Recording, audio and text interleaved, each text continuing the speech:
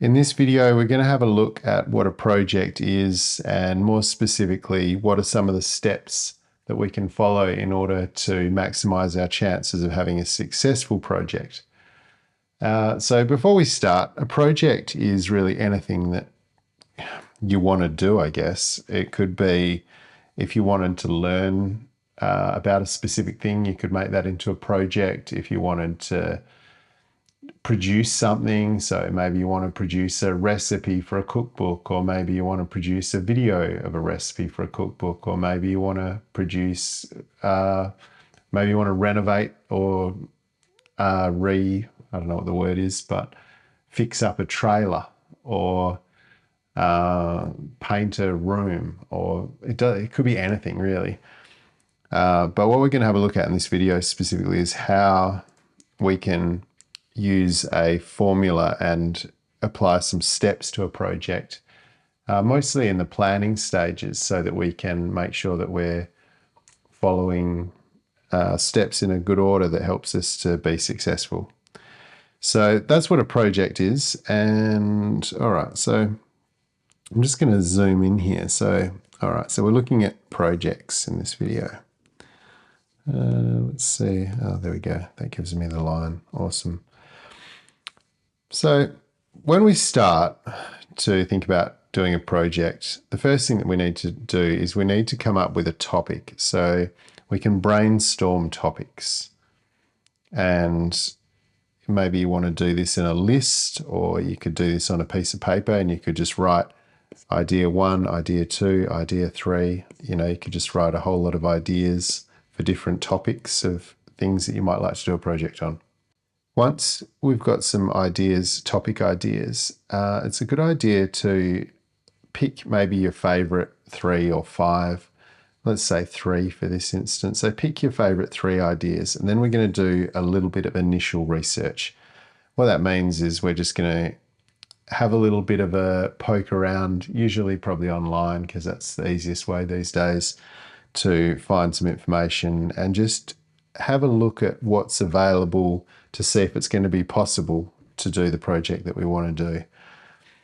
And once we've had a look at a few topics, then we need to look at choosing a topic. So we're going to pick out our favorite topic that we want to do, or the subject area that makes the most sense. So maybe that's doing a cookbook or doing a recipe, or it doesn't have to be a big thing, but we pick our topic. Once we've picked our topic, we're going to do a little self-assessment. So self-assessment is where we just look at ourselves and work out what skills, knowledge, and interest we have with this topic, so that we know ahead of time if there's any gaps or any things that we're maybe not very skilled at. Because if we don't have any skills in a particular area, obviously it's going to take a lot more work to get those skills as part of the project. And it's good to be aware of that ahead of time, rather than just launch into the project and then realize, oh, I need these skills and I haven't got them.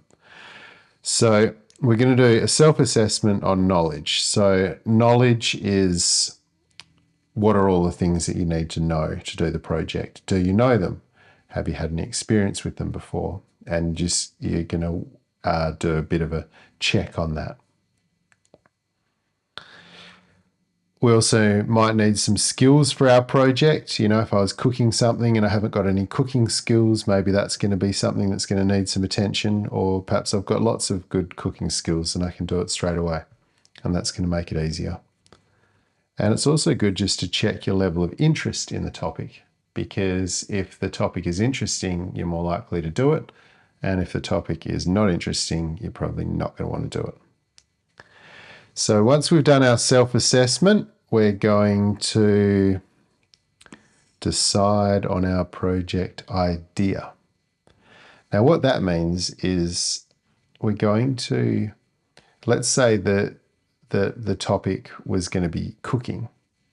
I keep using that example because it's a popular one, but let's say it's cooking. All right, so when I come up with my project idea, that means I've got to decide what it is I'm going to cook. Am I going to cook a curry, or am I going to cook a pavlova, or am I going to cook Am I going to make a cookbook? Am I going to make a video of a particular recipe?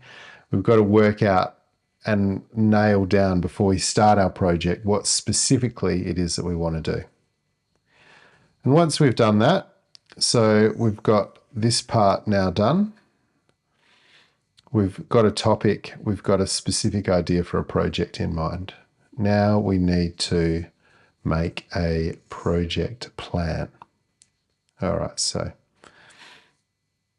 the first thing that we want to do is, for our project plan, is we need to work out what our goals are, which is our desired outcomes. So we need to think about what is it that we're trying to achieve. And maybe we can write 1, 2, 3, 4 ideas for specific things that we want to achieve. So maybe it is, I want to cook a curry, and I want to make a video that is going to be, and then I could make some specific goals. So I want my video to have 3 camera angles. I want my video to have high quality sound. I want my video to be 5 minutes long.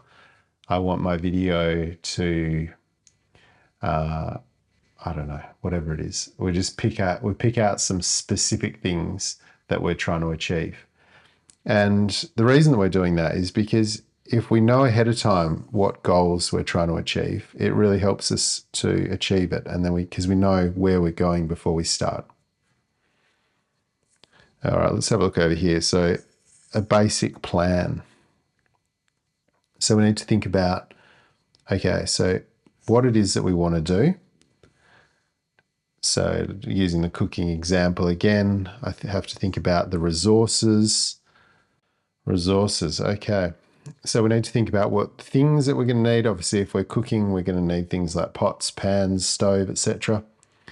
We're also going to need, that's probably actually more equipment, pots, pans, and stoves. So equipment down there. Resources, that's probably more like informational things. So maybe we need some books, maybe we need some information about how to cook particular things. Maybe we're modeling it on someone else's recipe. So those are all things would be resources, and we could list them there. 1, 2, 3. Equipment, so that's probably more physical things that we're going to need. We could make a list of that so that we know ahead of time what we need. Who? So that's thinking about who's involved with this.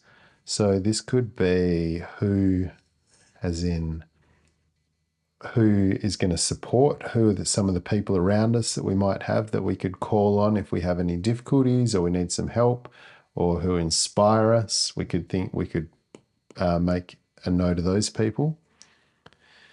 Also, if a project involves other people, we should say probably what those people or who those people are and what they're going to need to do for the project so that it's clear ahead of time.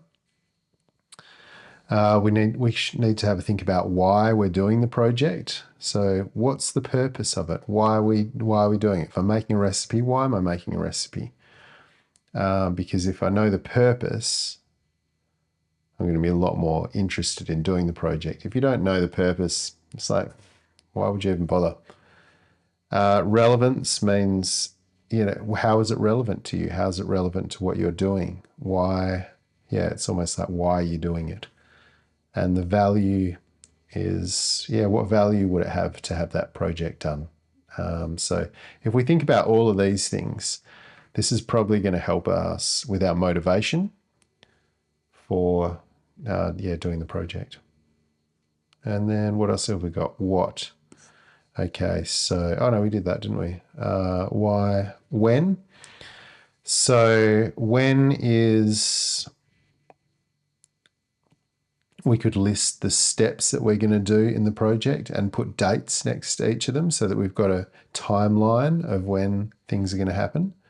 Where, what locations are we going to use? Do we need to have specific places involved? And if so, we need to plan for those. So it's a good idea to know where where we're going to do all the parts of the project. All right, so then we've got to think about barriers. And the reason that we think about barriers is because we want to think about things that are likely to get in our way.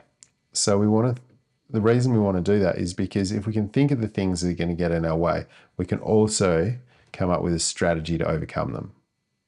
So if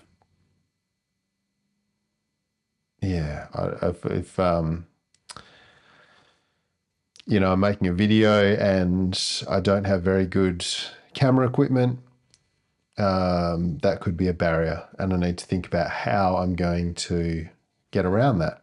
Or if I haven't got very good concentration and my project requires a decent level of concentration, I'm going to think ahead of time, how are we going to overcome that? So it doesn't mean to shut our project down, but it just means that we can find ideas to overcome all the difficult things ahead before we get into trouble. Then we can do what's called an action plan. Okay. Now, an action plan is where we break our project into smaller steps. So often a project might involve many things, and so it's not overwhelming. If we break it into steps, it helps us to be able to just do one little part at a time. And we can again think about our resources. So what are we going to need for each of the steps? Who's going to be responsible for each of the steps? And what are the dates that we need to have each step done by? And what are we going to need to review as we go forward? So reviewing is something that we would probably be doing as we do our project. So I've written ongoing there, because as we go through the project, we're going to come up against things that we haven't thought of, or little challenges, and we're going to have to just keep reviewing what we're doing and making sure that it's staying on track with our goals and that we're doing the best that we can with what we have. So that's our action plan. And okay. And then once we've finished our project, we have to, we usually present it. So we find an audience to show our project to, because that was obviously the point of doing a project. And we also, as part of the process of doing a project, we want to assess how well we've done it and if we need to add anything for next time, because when we do projects, it's, we're looking at the process. We're trying to get better at the process of doing a project, so that when we do projects in the future, we get better and better and better. So we want to assess our success of the project. So the way we measure our success, we check, did we meet our goals? That's obviously an important part of checking if our project was successful. Did we follow our processes? Did we miss things or not think about things ahead of time? Or, was our planning adequate to overcome obstacles? Was there obstacles we didn't anticipate? Were we able to follow the things that we wanted to? Did it go the way that we planned, essentially? We've got, was our criteria achieved? So that's probably smaller goals, little goals that we were seeking to achieve throughout the video. Were we able to achieve those? And it's also usually good to seek some feedback. So that means asking, either when you present it, seeing what people think of it. Did they think it was good? Did they think it was a bit average? Were they impressed? Were they not? Why? And we could seek that feedback from professionals or peers or friends or whoever, really. But when we seek that, we want to try and check, were we successful? And that's pretty much it. That's the rough outline of how you can do a project. And if you break it up into those steps and follow that process, then it's going to be a lot more likely that you're going to get a positive outcome. Thanks very much for watching, and I will put in the description a link to another video where we're going to talk about we'll talk about the same thing essentially, but I'll use an example of all these steps so that we can go through it a bit more detail with that. Thanks very much for watching, and I'll see you in the next video.